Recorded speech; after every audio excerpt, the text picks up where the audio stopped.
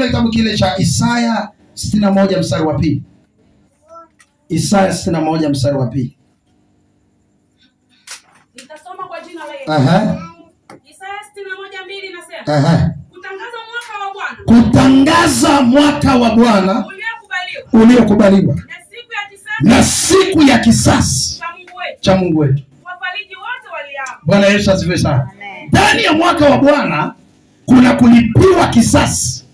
Alafu ndani ya mwaka wa Bwana kuna kitu kinaitwa kufarijiwa. Amen. Bwana Yesu asifiwe sana. Maana yake unapotoka usiku wa leo, utakapoelewa ibada hii na usuli, maana yake utaenda kuona jinsi ambavyo Mungu analipa kisasi kwa maadui zako. Utaona Mungu analipa visasi kwa wale ambao walipandikiza mabaya juu yako, wale ambao walisema lazima tuhakikisha anashindwa. Utawaona wanashindwa mbele ya macho yako, na utaona Bwana analipa kisasi. Utaona Bwana analeta faraja. Haijalishi ya kwamba kuna watu waliokufa, ulipoteza uchumi, ulipoteza chochote, iko faraja ya Mungu kwenye mwaka wa Bwana. Nami nauachilia mwaka huo, natangaza kama nabii wa Bwana katika usiku wa leo. Ninatangaza matamko ya mwaka wa Bwana ya kwamba atalipa kisasi na ataenda kurejesha furaha, atarejesha burudiko, ataleta ile burudiko la ndani kabisa, kwa sababu tunautangaza mwaka wa Bwana. Bwana Yesu asifiwe sana. Usio umekuja hapo ukao upo. Yaani mkesha huu ni mkesha wa kinabii. Tunautangaza mwaka ndani ya mwaka. Amen. Anasema na kuutangaza mwaka wa Bwana ulifanya. Sio mwaka 2025. Hajasema ni mwaka upi, anasema kuutangaza. Maana yake katika kila mwaka huwa kuna mwaka wa Bwana ndani ya mwaka. Yaani mwaka wa kibinadamu unaweza ukauona. Huo ni msimu sio wa kupanda na kuvuna. Isaka anaondoka kwenye nchi ya kwao. Anasema ya kwamba watu wanapanda hawavuni. Mungu akamwambia mimi nina mwaka wangu. Mwaka wangu waga wanapanda na wanavuna. Akamwambia sikia, wewe usiondoke kama wengine. Rudi kwenye nchi yako. Alafu kapande kipimo kimoja. Isaka akavuna 100. Nami natangaza haijalishi mwaka 2026 ni mwaka wa magonjwa, ni mwaka wa kilio. Nasema utavuna sawa sawa na Bwana anavyotaka kwenye maisha yako. Haijalishi watu ambao wamesimama kinyume na wewe, haijalishi watu ambao wamekataa kile unachosema, haijalishi watu ambao wanasema haiwezekani. Mimi natangaza by power, by force, ya kwamba utapenya, ya kwamba utatoboa. Hebu sema fire!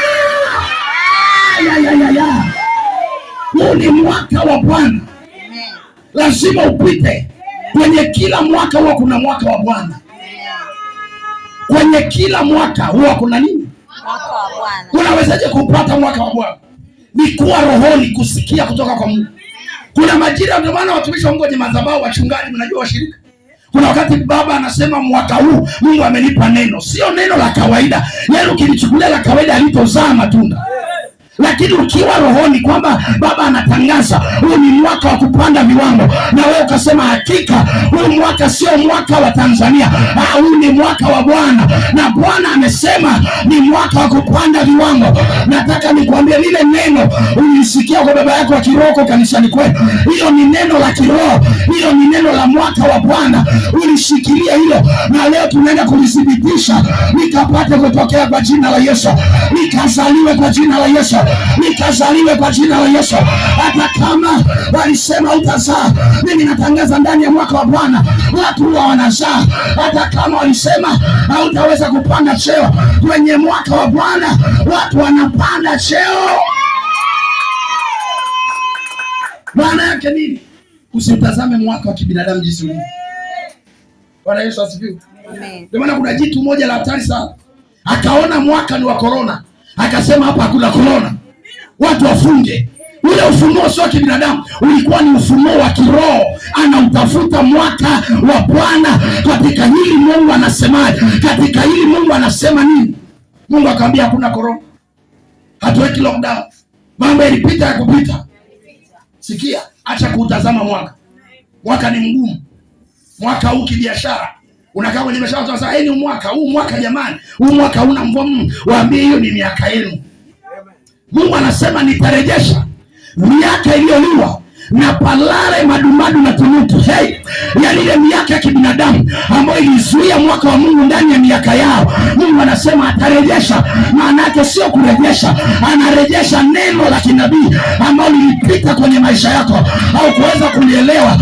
Usiku wa leo ninakutabiria usipitwe na neno la kinabii mahali hapa, ukalikapche katika ulimwengu wa roho.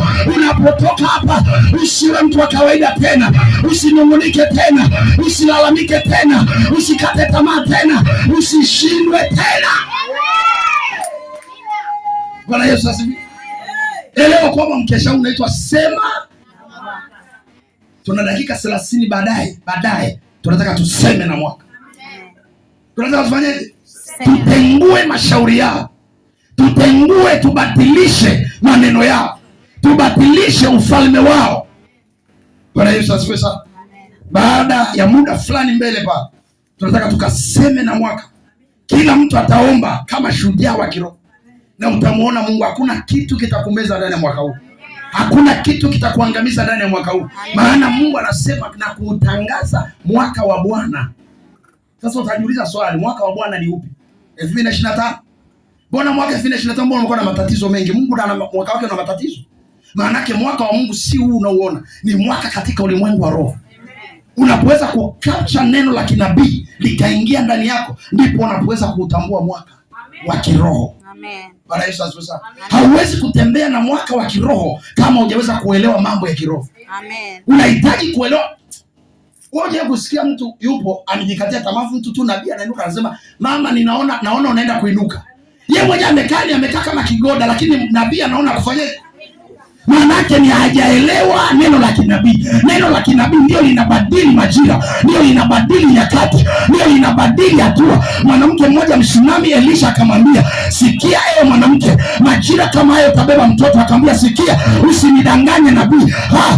Mtu yeyote mwenye kinywa cha Bwana ndani yake huwa adanganye katika jina la Yesu.